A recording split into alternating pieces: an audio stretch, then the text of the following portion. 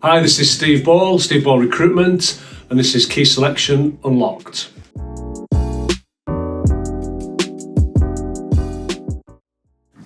Yeah, so I left college, was due to go to uni, took a summer job in the job centre in the civil service, and then never left. I decided not to go to uni because I enjoyed working. So that was in an office, big office, dealing with people essentially in a city job centre. So I think that had a big influence on understanding people. That was really helpful in my recruitment career moving forward as I got older.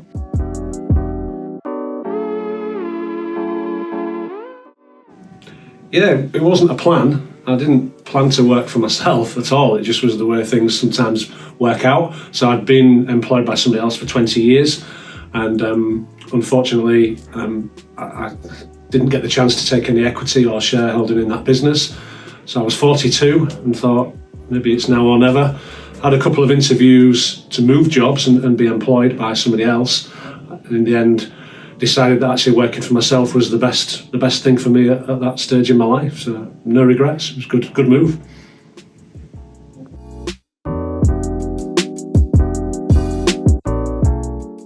I don't think a lot of things have changed in the world in terms of stuff happened. I'd only had my business 6 months, and then we had Brexit, then we had COVID, which changed the way we work as individuals and as businesses. But in terms of actually the industry, some of the technology's moved on. I mean, I look back now, even the CRM that we use is way more advanced and way better than what seems now like a basic CRM that we had 10 years ago. So I suppose technology is probably the answer to that. That's moved on a lot, and will in the next 10 years. It's going to change it even more, hopefully, as well.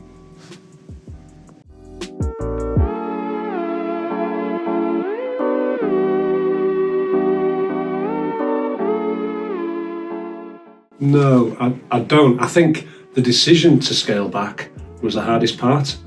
The changing way of working and how that was going to affect me and other people.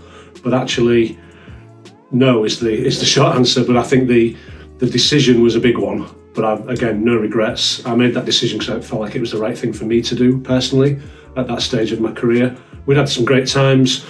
And I enjoyed the times we had when playing people, awards nights and all the accolades, but actually as I've maybe got a little bit older, sort of in the last quarter of my career now, so you need to maybe focus on what's right for you, and that was the right decision for me. And again, no regrets. It's been a great couple of years.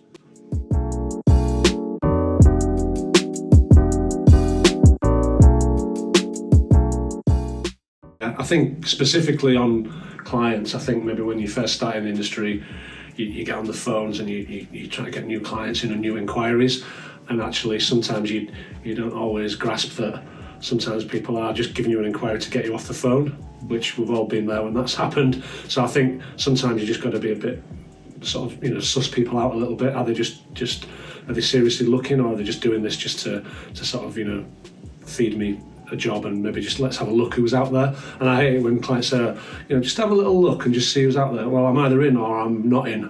And also as well, the other one recently I had was a client, a kind of a sleeper, if you like, sleeper client, who emailed me out of the blue and just said, oh, can you stick a couple of adverts out for these jobs? And just gave me the job specs. Tried ringing them, couldn't be bothered to speak to me, didn't have the time to speak to me. Can you just stick a couple of adverts out? Well, there's more to it than that. So yes, we do advertise jobs, but there's a hell of a lot more work behind the scenes. So that made me just think, do I really want to work with them if they're capable to actually have even a 10-minute conversation about the roles to tell me a bit more? So yeah, they're the main red flags that I would identify. Now I'm a bit more experienced / older. Candidates it's the ghosting, isn't it? The candidate who you try and get hold of and you work your way through. I usually used to call it the elimination. So you ring them, you don't get a reply, you send them a text, you send them an email, you give them another call. And if you work your way through this process of elimination and they're still not getting back to you, clearly they're not interested. And then they ring you 2 weeks later. If they've been on holiday, then that's fair play. But if they're just being busy for 2 whole weeks, they're not seriously looking for a job.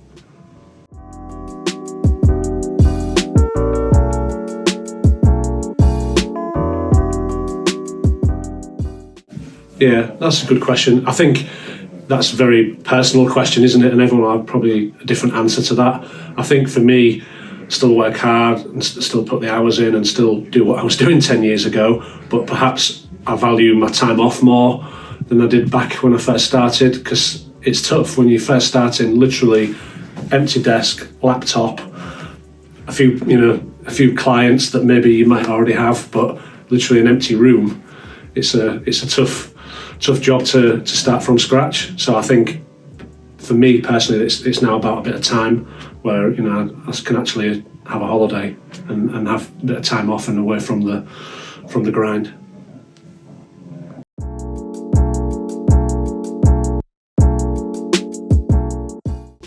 Yeah, I think we need to be a bit kinder to ourselves. I remember when I first started, and I'm sure a lot of people will relate to this, it's a slog. It's a hard job as it is, and when you're making that transition to working for yourself, it's hard. So yeah, I think we need to look after ourselves a little bit more. I can certainly think of holidays that were ruined by me not being relaxed enough. We've all done it, where the build up, you're really busy, you finally finish work, you manage to log off and get on your holiday, and you're on the sun lounger, you're not moving, but your head's spinning 100 miles an hour still thinking about what's going on, and the world won't stop just because you're on holiday for a week. I think of plenty of examples where I've maybe not given myself enough of a break, and then not saying I've burnt out, but I've got to the point where you're not functioning as effectively. Give yourself a break, come back, and you will feel refreshed. You know you will. And you just got to sometimes be a bit kinder to yourself and those around you, because when you're like that, let's be honest, you're not going to be as effective as a manager or a husband or a wife or whatever. So.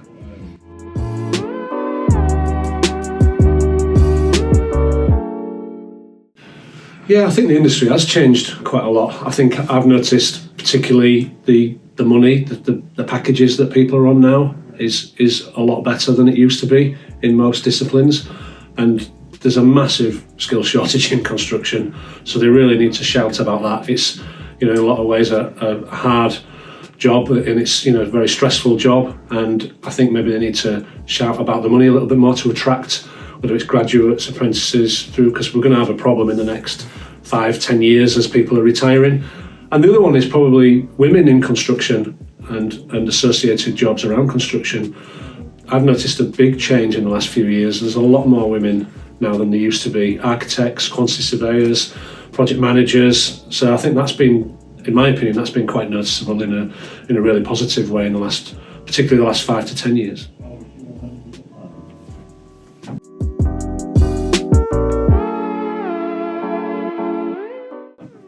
That's an interesting one. I think straight away the first thing that springs to mind is, as I've got older, I'm definitely less bothered about what other people are thinking about me or what I'm doing.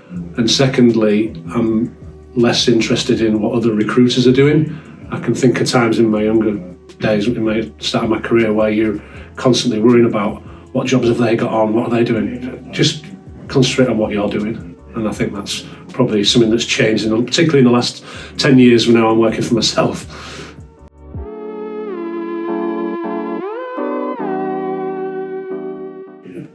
Definitely got to be resilient. I think most recruiters would say that as a trait that they look for when they're taking on new recruiters to the industry. As I said earlier, it's a tough job. You've got to be able to bounce back from the knocks that you will get.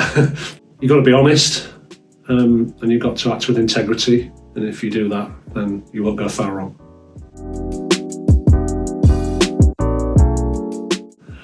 I don't think that's changed an awful lot, to be fair. I think the demands of the clients and the expectations are pretty much the same. One thing that has changed since I started, not necessarily working for myself, but started in recruitment 30 years ago, is compliance. There wasn't really much requirement to do anything 30 years ago. There was no legal requirement to get ID. There was a lot of stuff that was not done because there was no minimum wage, for example, back then. So I think the compliance levels now are where they should be, because the world's changed as well, hasn't it? So I think that's probably the answer I would give for that would definitely be, there's an expectation now that you're helping your client to be compliant, and they're using your knowledge of the industry and the legislation.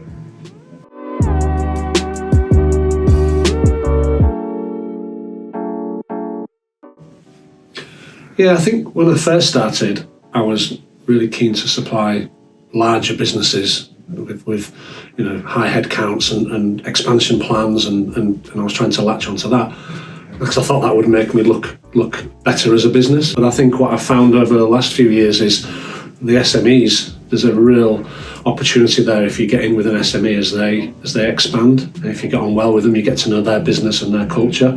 So I can certainly think of a few examples where I've been able to do that.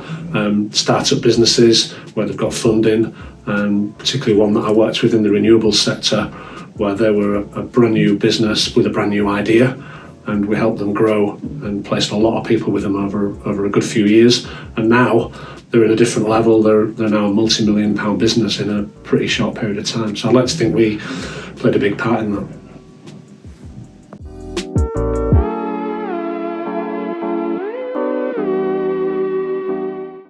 That's a good question. I think I would certainly go back to the making sure you give yourself a break, because you're not superhuman. You work long hours, no doubt.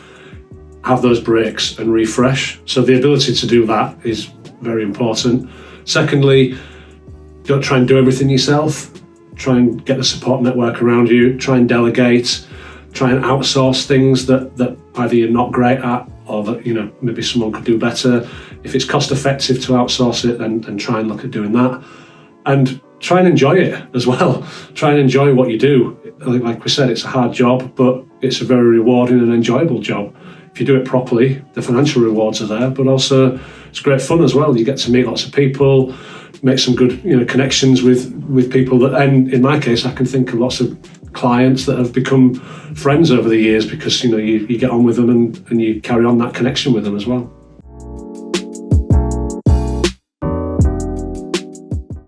More of the same. Certainly got a good few years left in me yet. I've done 30 years. Whether I do 40 is to be decided. But I think really carry on doing what I'm doing. I genuinely enjoy my job. And I think also as well, keeping up with the advancements in the industry. We've often referred to AI. It's a case of keeping up with that, not being the dinosaur if I can, making sure that I keep up with advancements in technology and how we do our job, so that I'm still continuing to make a success of it. Yeah. Is that all right? Stunning. Yeah. Okay, absolutely.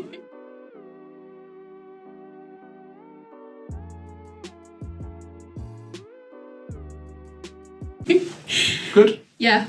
Natural. That was pretty good, wasn't it? Yeah. Questions, but I just couldn't help looking at the camera and I was like that.